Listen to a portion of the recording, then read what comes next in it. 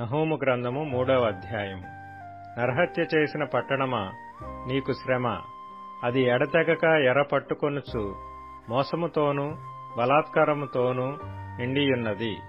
సారథి యొక్క చబుకు ధ్వనియు, చక్రముల ధ్వనియు, గుర్రముల త్రొక్కుడు ధ్వనియు, వడిగా పరిగెత్తు రథముల ధ్వనియు వినబడుచున్నవి. రౌతులు వడిగా పరిగెత్తుచున్నారు. ఖడ్గములు తలతలలాడుచున్నవి. ఈటెలు మెరయుచున్నవి. చాలా మంది హతమవుచున్నారు.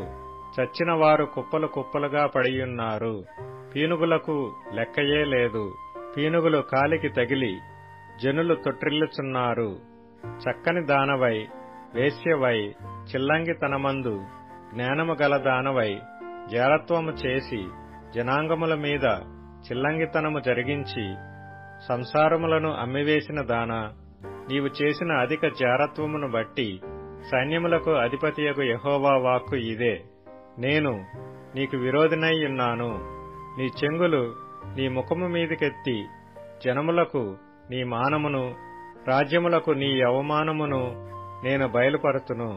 10 మంది ఎదుట నీ మీద మాలిన్యము వేసి నిన్ను అవమానపరచెదను. అప్పుడు నిన్ను చూచువారందరూ నీ యొద్ద నుండి పారిపోయి, నీనెవే పాడైపోయెనే, దాని కొరకు అంగలార్చువారెవరు, నిన్ను ఓదార్చువారిని ఎక్కడ నుండి పిలుచుకొని వచ్చెదము అందురు. సముద్రమే తనకు ఆపుగాను, సముద్రమే తనకు ప్రాకారముగాను చేసుకొని బహుజనముల చేత చుట్టబడి నైలు నది దగ్గర నుండిన నో అమోను పట్టణము కంటే నీవు విశేషమైన దానవా. కూషీయులను ఐగుప్తీయులను దాని శూరులైరి. వారు విస్తార జనముగా నుండిరి. పూతువారును లూబీయులను నీకు సహాయులై ఉండిరి. అయినను అది చెరపట్టి కొనిపోబడెను. రాజమార్గముల మొగలయందు శత్రువులు దానిలోని చిన్నపిల్లలను బండలకు వేసి కొట్టి చంపిరి. దాని గనుల మీద చీట్లు వేసి దాని ప్రధానులనందరినీ సంకెళ్లతో బంధించిరి. నీవును మత్తురాలవై దాగుకుందువు. శత్రువు వచ్చుట చూచి ఆశ్రయదుర్గము వెదుకుదువు.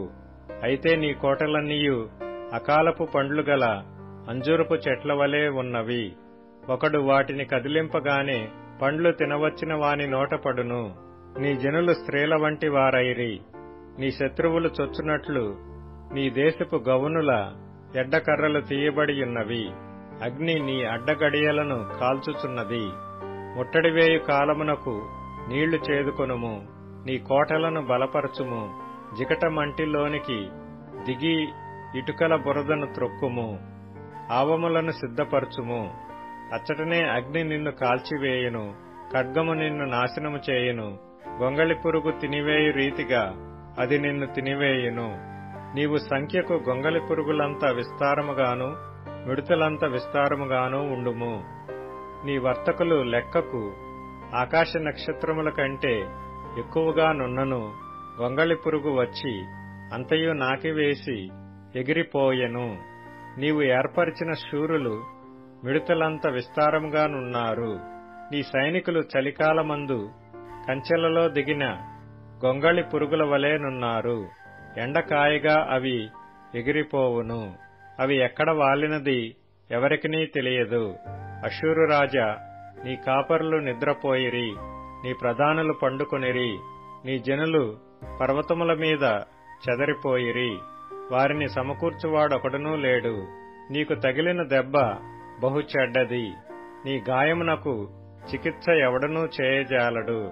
జనులందరూ ఎడతెగక నీ చేత హింస నొందిరి.